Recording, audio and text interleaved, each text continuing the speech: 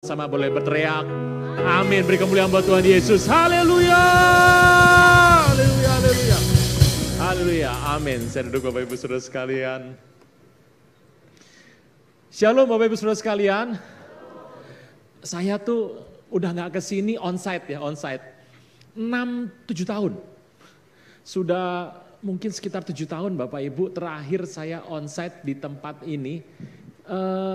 Saya harus perkenalkan diri saya lagi. Nama saya Aruna Wirjologito. Siapa Pak? Aruna Wirjologito. Saya berjemaat di GB Gatot Subroto. Sama dengan Bapak Ibu. Saya ada di Jakarta. Saya percaya, saya menikah dengan satu istri dan satu anak. Saya percaya anugerah Tuhan limpah dalam hidup Bapak Ibu dan Anda sekalian. Bapak Ibu Saudara sekalian, sungguh lama sekali tidak hadir tempat ini. Saya percaya hari ini saya diberi kesempatan oleh Tuhan, anugerah yang baik, Tuhan penuh kasih sayang sekali. Saya boleh bertemu dengan Bapak Ibu Saudara sekalian, kita beribadah. Saya melihat ada banyak sekali tanda yang Tuhan berikan, sebab kita sedang menantikan Tuhan datang segera. Nah, Bapak Ibu jangan pegang ayat dulu, nanti dulu. Gini, di dalam sebuah seminar luar negeri yang hadir tuh hamba-hamba Tuhan besar, saya mau bicara bahwa kita ada dalam 10 tahun. Sebetulnya 9 tahun bukan 10 tahun karena 2023 sampai 2033. Jadi ini sudah 2024 berarti sudah 9 tahun. Bapak Ibu, satu kali dalam seminar yang isinya orang luar negeri ini ada 3 orang dari luar hamba Tuhan yang berkata hal yang sama. Kan orang kan berkata, kenapa sih ada 10 tahun? Saya tuh merasa, Bapak Ibu mungkin sudah pernah mendengar 10 tahun ini. Bapak Ibu sudah mendengar? Waduh, 10 tahun belum mendengar. Gini Bapak Ibu. Dalam sebuah acara ini, kemudian ada 3 hamba Tuhan yang berbicara. Menarik sekali. Yang pertama Nicky Gamble. Nicky Gamble adalah seorang hamba Tuhan dari Anglikan. Katolik Anglikan. Nicky Gamble, Bapak Ibu pasti gak pernah dengar, saya juga gak pernah dengar namanya Nicky Gamble dari Anglikan Katolik. Yang kedua, hamba Tuhan dari Saddleback, Rick Warren. Anda pasti pernah mendengar Rick Warren. Rick Warren adalah orang yang membuat sebuah buku dan buku sangat terkenal. Bapak Ibu, Rick Warren itu orangnya besar, tinggi besar sekali. Rick Warren dari Saddleback, dari Amerika. Dari gereja Protestan, Katolik Protestan. Yang ketiga adalah Bill Wilson. Bapak Ibu pasti mengerti, Bill Wilson adalah tokoh Pentakost karismatik yang menjadi presiden dari Empower 21. Nanti akan dibuat 3-5 Juli, judulnya Everyone, di mana Anda bisa hadir di situ. 3 hari ibadahnya tidak akan selesai. Jadi bukan ibadah seperti selesai, kemudian pulang, datang lagi, bukan. 3 hari 3 malam akan ibadahnya full. 3 hamba Tuhan ini Katolik, Protestan, dan Pentakost karismatik, mereka mendapatkan sebuah pesan yang sama.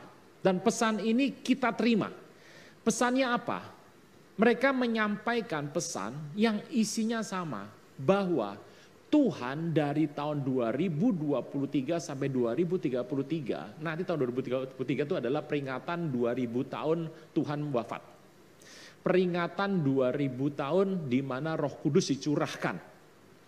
Peringatan sebuah anugerah Tuhan yang besar. Anda kan mengerti Tuhan Yesus itu setelah wafat sampai hari 2033 adalah 2000 tahun. Mereka mengatakan bahwa Tuhan berkenan supaya Anda dan saya pergi kepada orang-orang yang belum mengenal Tuhan dan membuat mereka berbalik kepada Tuhan, sebab Tuhan berkenan akan bertemu dengan mereka secara otentik. Otentik itu yang gimana Pak? Otentik itu adalah sebuah hal yang pasti, sebuah hal yang jelas, yang betul-betul terjadi, gitu, otentik. Contohnya gimana Pak? Ya kalau saya kasih contohnya sudah gak otentik lagi dong, gitu. Nah, otentik itu akan terjadi. Nah, siapa yang bertugas? Anda dan saya. Anda diminta Tuhan untuk pergi, jadikan semua bangsa murid Tuhan. Nah Bapak Ibu, sudah berlangsung 10 tahun, ini sudah 9 tahun. Tahun depan 8 tahun, tahun depan 7 tahun, terus. Bapak Ibu, banyak orang berkata dan cenderung seperti menolak. Mereka mengatakan, apa iya sih Tuhan seperti itu? Kan Tuhan itu kan tidak lahirnya 4 - 4 sebelum Masehi. Ada yang bilang, tidak, Tuhan Yesus lahir 4 Masehi. Ada yang bilang, oh bukan, Tuhan Yesus lahir -2 sebelum Masehi. Ada yang bilang, oh bukan, 2 setelah Masehi. Ada yang bilang lagi, oh enggak, Tuhan Yesus itu lahir 1 sebelum Masehi. Ada yang bilang, bukan 1 Masehi. Jadi ini pertanyaannya besar sekali. Nah, Bapak Ibu, kalau melihat seperti ini, dari dasar ini orang akan mulai rame. Tetapi apa yang menjadi pemikiran saya tuh berpikir 10 tahun, apa sih yang Tuhan mau bikin? Ternyata Bapak Ibu, sebentar kita akan melihat, Bapak Ibu sudah melihat perubahan iklim? Perubahan iklim terbesar terjadi 2023. Di mana dunia sepakat bahwa perubahan iklim yang diizinkan terjadi adalah naik 1,5 derajat Celcius, 1,5 derajat Celcius. Tetapi 2023 naiknya 2. Jadi 2023 adalah tahun terpanas selama bumi itu ada, tahun 2023. Dan 2024 diprediksi menjadi tahun terpanas sejak bumi itu ada.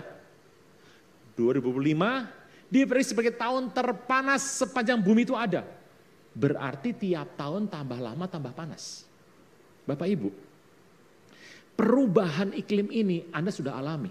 Anda berasa sekarang Bekasi, Anda tahu tadi malam hujan. Hujan tadi malam ya? Ya, hujan. Oh hujan oh, Pak. Bapak Ibu, memang kalau Anda melihat Indonesia di barat, itu masih hujan. Bapak Ibu, Anda harus melihat Indonesia bagian timur. Surabaya aja. Anda tanya sama orang Surabaya, hujannya kapan? Mereka mengatakan jarang sekali hujan. Daerah timur akan semakin kering. Tapi semakin barat-barat kayak Anda dan saya ini masih berkembang dengan baik. Bapak Ibu, Anda mengerti perubahan iklim adalah merupakan satu hal yang Tuhan katakan bahwa ini akan terjadi atas muka bumi. Bapak Ibu, kalau Anda melihat seperti ini, Anda berpikir kenapa perubahan iklim ini makin lama makin menjadi momok yang menakutkan. Anda harus mengerti Bapak Ibu bahwa perubahan iklim ini sudah Anda dan saya alami. Bapak Ibu, Anda lihat berikutnya. Perubahan iklim ini akan mempengaruhi perubahan pangan. Perubahan untuk orang panen. Pangan sudah berubah. Indonesia adalah negara agriculture. Indonesia menghasilkan makanan, beras, padi, hasil. Tetapi tahun kemarin Indonesia itu kekurangan cadangan beras. Sehingga Indonesia kemudian pergi ke China. Minta 1 juta ton, disetujui. Kemudian ditunggulah, tetapi pada November 2023 ternyata dibatalkan karena harganya tidak pas. Nah, perubahan itu memicu orang Indonesia pergi lari ke Vietnam, ke Myanmar, ke Thailand. Dan Anda tahu orang Thailand itu tidak menjual pada ASN ya, aparatur sipil negara, tidak. Orang Thailand hanya jual kepada swasta gitu. Nah, mereka pergi beruntung masih mau jual. India bagaimana? India tidak mau jual lagi pada Indonesia. Bapak Ibu Anda harus mengerti, situasi itu dipicu oleh pushback globality. Pushback globality itu apa? Bapak Ibu tenang dulu, ini belum firman. Hamba Tuhan firman, baca firman, nah itu baru dimulai khotbahnya. Belum, nanti dulu 6 tahun gak ketemu, nanti dulu Bapak Ibu kita ngobrol dulu toh. Santai, nunggu yang belum datang itu loh. Bapak Ibu, apa yang terjadi dengan pushback globality? Pushback globality adalah kegiatan setiap negara untuk merangkum, menjaga barang-barang yang dihasilkan supaya tidak dijual ke negara lain. Ekspor dikurangi. India mengurangi. China tutup. Yang mau sekarang tinggal Thailand, Myanmar, dan Vietnam. Bapak Ibu Anda harus mengerti. Pangan sedang ada masalah di muka bumi. Kita harus beruntung. Indonesia adalah negara yang maju. Minimal kita mau katakan Indonesia akan jadi negara maju 2030. Bapak Ibu, Anda harus mengerti bahwa Indonesia sepertinya apa yang disampaikan hamba-hamba Tuhan dari luar negeri ya. Katanya dunia akan mengalami Anda mengatakan begini, kok nggak jadi ada di Indonesia ya? Kok kita baik-baik aja? Harus mengerti, sebab kekristenan Indonesia maju pesat. Nah, perubahan itu akan diteruskan dengan perubahan teknologi, politik, sosial, budaya, AI, artificial intelligence akan mengalami perubahan-perubahan. Nah, hari ini teknologi kita sudah maju. Teknologi yang Anda lihat di televisi, perkembangan teknologi sudah maju semuanya. Dan saya mengerti perubahan teknologi itu sedang Anda nikmati. Tapi ingat baik-baik, 2028, minimal 2028, Anda dan saya akan bertemu dengan perubahan teknologi AI yang luar biasa. Hari ini Anda pasti senang. Handphone Anda akan beli yang ada AI-nya. Oke, Anda akan, oh ini yang AI ini maju, wah ini kemajuan teknologi. Anda mulai senang, tapi ingat, kemajuan AI itu sebetulnya akan mengurangi tenaga kerja. Bapak Ibu, peristiwa ini mendampingi sebuah tanda yang akan membawa bumi ini berjalan terus ke depan dan mengakhiri waktunya. Bapak Ibu, kita akan melihat sebentar firman Tuhan. Nah, ini dimulai firmannya, ayo dimulai firmannya. Ini kapan khotbahnya lah ini. Daniel, kita akan melihat Daniel ke-11. Daniel 11 ayat 32. Daniel 11 ayat 32. Firman Tuhan berkata seperti ini. Dan orang-orang yang berlaku fasik terhadap perjanjian akan dibujuknya sampai murtad dengan kata-kata licin. Bapak Ibu, ini sudah belum muncul? Oh sudah baru muncul. Gak usah dibuka Bapak Ibu, wah sambil buka-buka mau buka WA toh, saya tahu lah. Bapak Ibu lihat depan saja, ini kan ada gratis Bapak Ibu di depan. Nah itu yang kata licin tadi adalah antikris ya. Oke, saya akan fokus kepada ayat 11b. Firman Tuhan berkata, tetapi umat yang mengenal Allahnya akan tetap kuat dan bertindak. Bapak Ibu, Anda diminta hari-hari untuk kuat, untuk menjadi kuat. Dan orang yang kuat akan bertindak. Apa yang Tuhan inginkan dari ayat ini? Saya melihat bahwa di ayat ini ada dua hal yang Tuhan ingin katakan supaya orang tetap menjadi kuat. Hari-hari ini tetaplah kuat.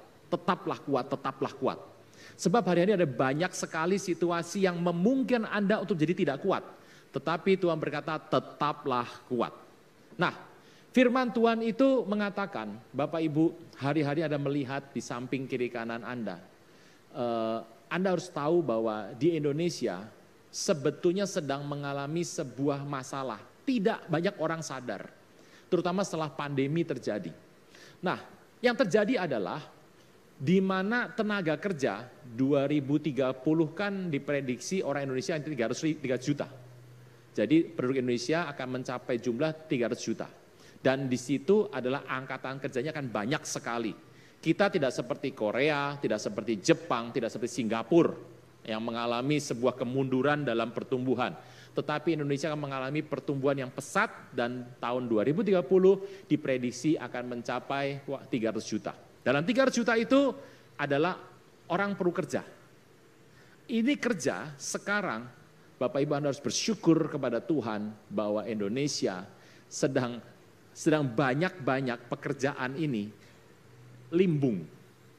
Pekerjaan-pekerjaan akan digantikan oleh AI. Firman Tuhan berkata menjadi tetap kuat. Bagaimana kita melihatnya? Dalam kitab Kejadian kedua, Tuhan itu mengambil seorang, Adam diambil. Dibentuk menjadi serupa dengan gambar dan muka Tuhan, Adam. Adam itu sebelum berdosa, Bapak Ibu harus tahu, Adam itu adalah satu-satunya manusia di muka bumi yang iblis tidak pernah berani ketemu sama Adam. Saya pernah tanya sama orang, Pak Aruna, ya kalau di Alkitab itu Bapak suka siapa Pak? Saya bilang ya Tuhan Yesus. Oh jangan Tuhan Pak yang manusia. Saya bilang PL atau PB? PL Pak. Saya bilang PL ya. Saya suka Adam, manusia pertama. Loh kenapa enggak Daud Pak? Tadi tanya, saya bilang sudah tanya dijawab malah gitu jawabannya. Kenapa saya suka Adam? Adam adalah gambaran manusia pertama yang seumur hidupnya iblis tidak pernah berani ketemu. Adam. Adam diciptakan Tuhan, segambar serupa dengan Tuhan. Adam kalau sama Tuhan kalau berjalan, malaikat tuh gak bisa bedakan. Tapi kalau bedakan gini aja, kalau malam Tuhan kembali ke surga, Adam kembali ke Eden. Adam adalah penguasa di Eden. Di Eden ada sebuah taman dan Tuhan mengatakan taman itu namanya taman di Eden. Ada sebuah tempat namanya Eden, ada sebuah taman di Eden. Nah, Adam menurut Alkitab adalah penguasa atas Eden. Bapak Ibu kalau Anda pengen tahu Eden itu seluas apa hari ini, Anda rangkum sebentar. Eden yang saya tahu hari ini luasnya adalah seluruh Israel, Lebanon, Syria, Irak, bagian barat dari Iran, bagian selatan dari Turki, bagian timur laut dari Mesir, dan bagian utara dari Afrika. Besar kecil Bapak Ibu? Wejan Eden, besar sekali Edennya. Israel, Lebanon, Syria, Irak, bagian barat dari Iran, bagian selatan dari Turki, bagian timur laut dari Mesir, dan bagian utara dari Arab. Besar itulah yang dikuasai Adam. Adam di sebuah tempat di timur, di Teluk Persia. Kalau Anda membuka Alkitab yang seperti ini, yang manual nih Bapak Ibu, Anda akan melihat peta ada nih. Kalau Anda kan pakai sekarang sudah gadget tuh Bapak Ibu, ini gadget gini. Sudah nggak ada. Petanya sudah nggak ada, Anda harus pakai Alkitab yang ini. Anda buka, Anda lihat Teluk Persia. Di Teluk Persia ada sebuah titik. Taman di Eden ada di Teluk Persia. Bapak Ibu, Adam berkuasa besar sekali dan Adam bekerja di taman di Eden. Adam adalah penguasa Eden. Tuhan bertemu Adam sehari 2 kali. Tuhan berkata, pada hari yang sejuk Tuhan berjalan-jalan di taman. Hari sejuk tuh pagi sama sore tuh. Nah, jadi sehari 2 kali, sejuk. Adam itu ketemu Tuhan, lalu kerja di Eden, di sini. Lalu ketemu Tuhan di sana lagi. Itu jarak dari Teluk Persia sampai ke Hebron. Hebron artinya adalah connecting atau relasi. Relasi. Jadi Hebron ada Abraham, Tuhan minta pergi dari Ur Kasdim pergi ke Hebron. Hebron adalah kota raja. Daud diurapi di Hebron dan Absalom anaknya minta diurapi di Hebron. Ini Hebron, di sini ada Taman Eden. Jaraknya jauh gitu. Adam jalan. Ingat Adam belum berdosa hari itu, jalan. Nah, waktu Tuhan menciptakan Adam, dia mengerti. Diciptakannya binatang, pohon, semua diciptakan. Setelah diciptakan semua itu, Adam disuruh memberi nama, berikan nama. Nah, nama pertama, kedua, ketiga, yang jangkung namanya jerapah, yang gondrong namanya singa.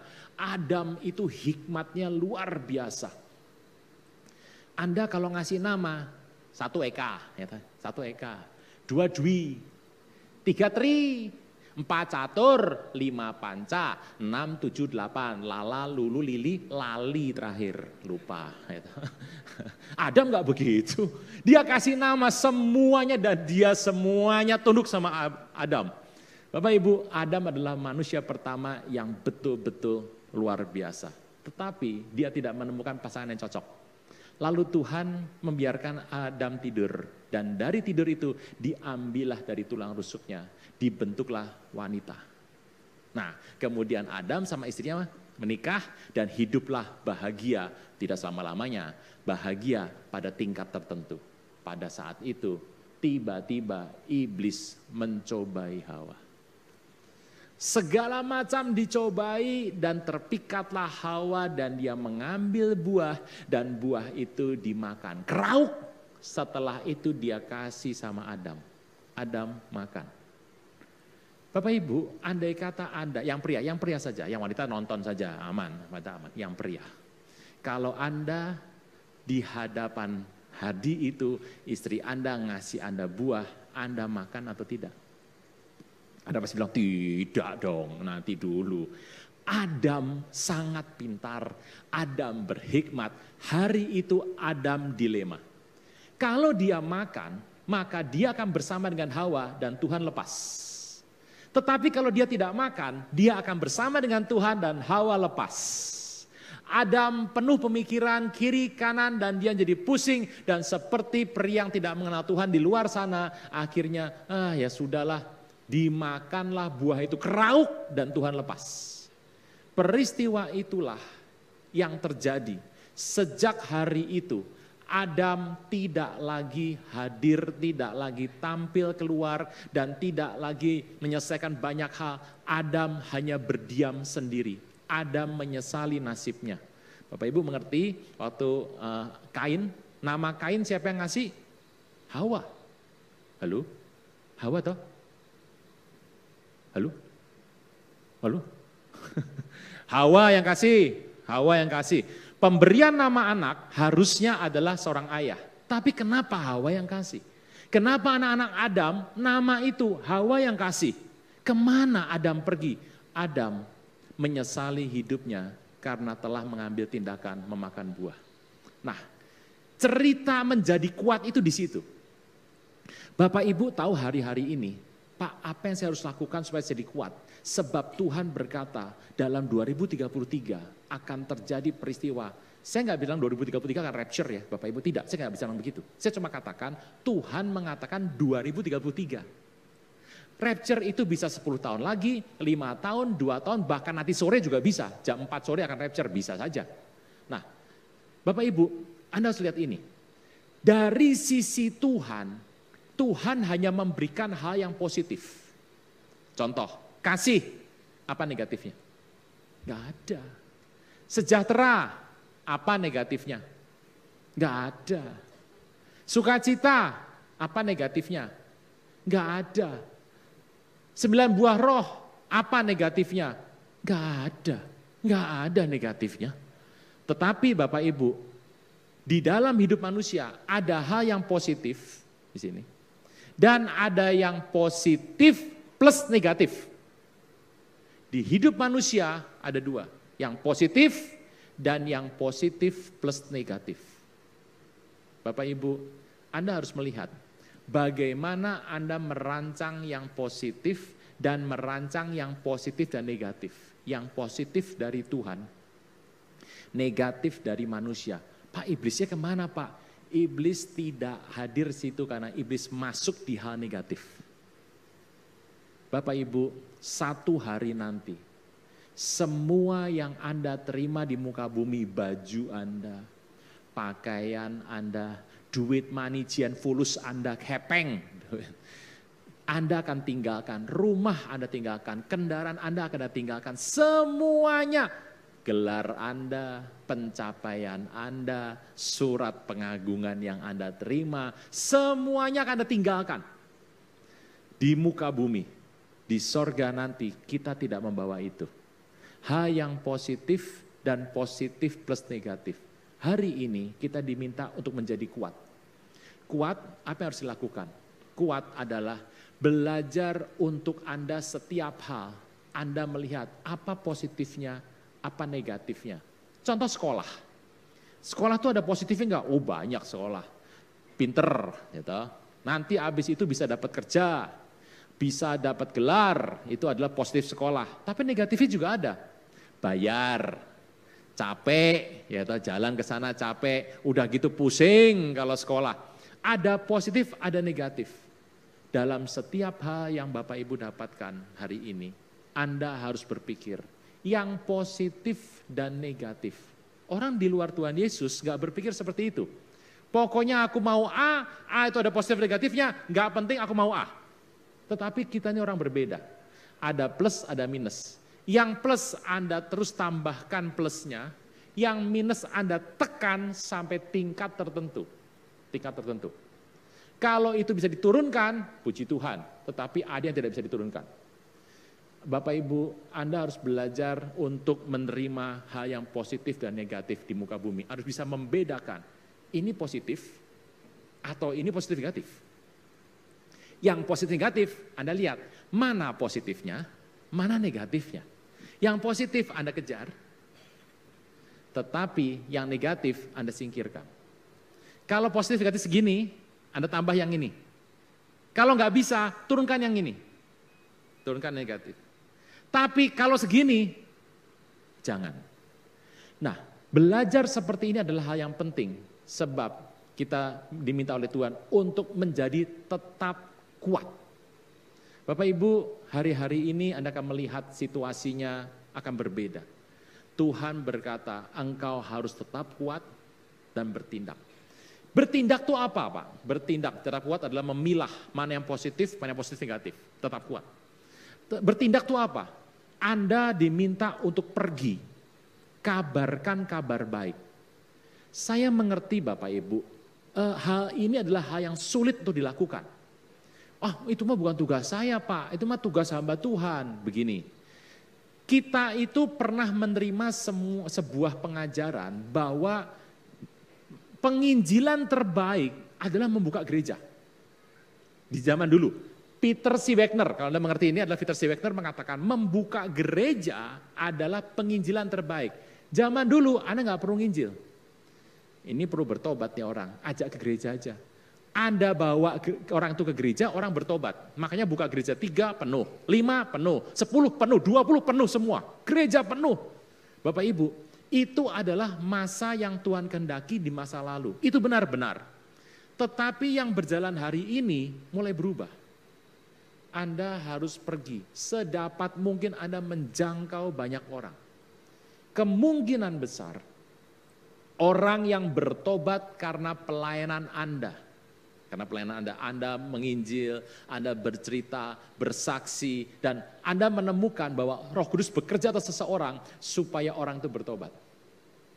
Kemungkinan besar, 1 orang seumur Anda di muka bumi ini. Ya kalau Anda minimalis ya 1 orang gitu ya. Kalau Anda enggak minimalis ya bisa lebih dari 1. Minimal 1 orang bertobat karena pelayanan Anda. Saya melihat ada sebuah riset di Alkitab yang dibuat oleh Todd Johnson di Amerika. Untungnya ini Amerika, bukan Ameriki. Bukan Ameriko di sana. Gini, Todd Johnson mengatakan bahwa 95% orang Kristen di Amerika ternyata seumur hidupnya tidak pernah memenangkan jiwa. 95% tidak pernah melayani orang untuk memenangkan jiwa seumur hidupnya. 95%. Amerika, kalau di sini lain, Amerika. Yang kedua, 85% orang Kristen tidak pernah dalam hidupnya bersaksi. Bersaksi nggak pernah. Bapak Ibu, kalau saya melihat 95-85%, teruskan. 90% orang Kristen di Amerika hanya melakukan persaksian penginjilan kepada orang yang agamanya sama. Ada orang cerita sama saya, Pak Runa, ya Tuhan tuh baik ya, saya disembuhkan dari penyakit saya, sudah menderita sudah cukup lama, sekarang saya sembuh Pak, puji nama Tuhan. Saya berkata apa? Saya bilang begini, Tuhan baik, Tuhan dahsyat. Tetapi kalau saya mau katakan, ada satu kesaksian saya bilang Tuhan baik, Tuhan dahsyat. Kalau nggak ada kesaksian, saya juga akan bilang Tuhan baik, Tuhan dahsyat. Jadi kalau dia bersaksi sama saya, manfaatnya apa?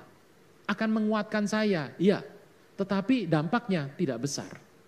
95% orang tidak pernah menangkan jiwa. 85% orang tidak pernah bersaksi. Dan 90% orang cuma bersaksi pada orang yang sama agamanya. Todd Johnson mengatakan riset yang dibuat di Amerika. Cerita ini merupakan satu dorongan bagi Anda dan saya. Supaya Anda pergi, kabarkan kabar baik dimanapun kau ada. Caranya bagaimana? Engkau, yang penting engkau mau berusaha. Anda mau mengatakan, Bapak Ibu kan tidak semua teman Anda orang percaya toh. Oh saya orang percaya, wah itu ngawur toh. Anda, semua teman pasti ada yang orang percaya dan tidak percaya, ada setengah percaya gitu ya. Bapak Ibu, apapun harus engkau buat. Ada satu orang yang ada perlu pendekatan 100 kali, ada. Bapak Ibu, kenapa sih saya menginjil? Kenapa Anda menginjil? Anda menginjil itu karena ketaatan akan firman. Ketaatan. Penginjilan bukan seorang orang bertobat. Pak, kenapa Anda nginjil? Seorang bertobat. Emang orang bisa bertobat karena penginjilan Anda? Tidak bisa. Alkitab berkata, Roh Kudus turun atas seorang itu mengenal Tuhan Yesus. Roh Kudus kalau nggak turun, nggak akan bertobat. Tapi kenapa Anda menginjil? Karena ketaatan akan firman Allah.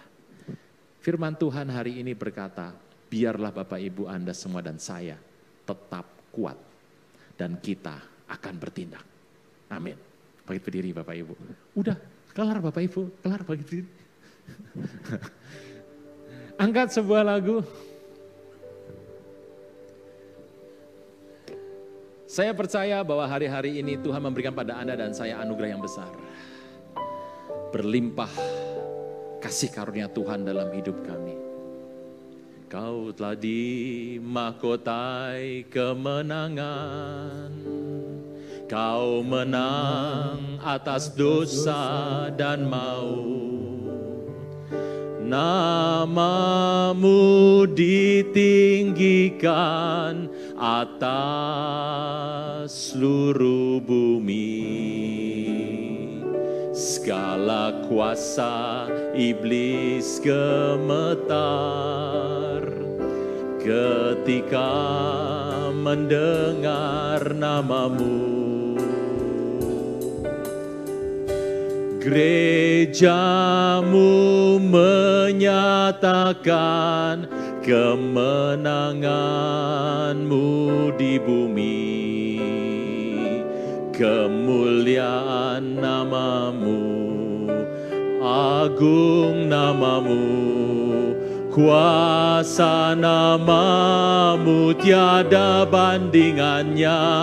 Engkau Yesus, Kau Tuhan, Kau Allah.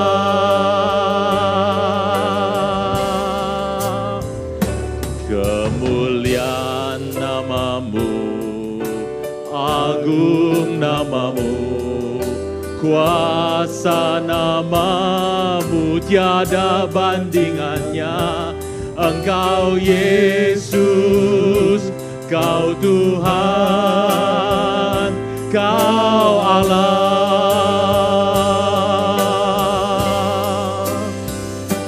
Kemuliaan namamu, agung namamu, kuasa namamu tiada bandingannya. Engkau Yesus, Kau Tuhan, Kau Allah.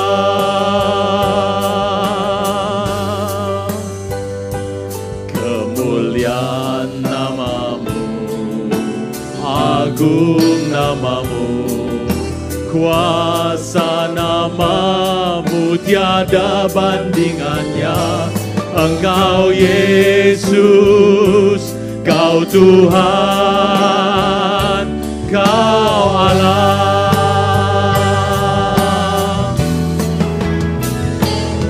Kemuliaan namamu, agung namamu, kuasa namamu tiada bandingannya.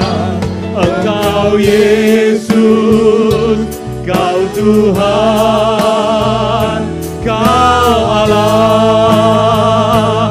Engkau Yesus, Kau Tuhan, Kau Allah. Engkau Yesus, Kau Tuhan, Kau Allah. Bapa, dalam nama Tuhan Yesus, anugerah-Mu limpah lebih dari cukup dalam hidup kami. Beri kami hati supaya kami bergerak. Beri hati supaya kami melakukan perintah Tuhan. Pergi jadikan semua bangsa murid Tuhan. Baptis mereka dalam nama Tuhan Yesus. Dan mengajar mereka mengenai semua yang telah Kau katakan kepada kami. Sebab kami mengetahui Tuhan akan menyertai kami senantiasa sampai pada akhir zaman. Bapa, kami mengerti hari ini, kami punya satu tugas. Kami melihat kiri dan kanan, kami tahu tanda-tanda sudah nyata. Bahwa Tuhan akan datang segera, kami harus selesaikan tugas daripada Tuhan. Kami akan pergi, jadikan semua bangsa murid Tuhan. Terpujilah namamu, kekal untuk selama-lamanya. Dalam nama Tuhan Yesus.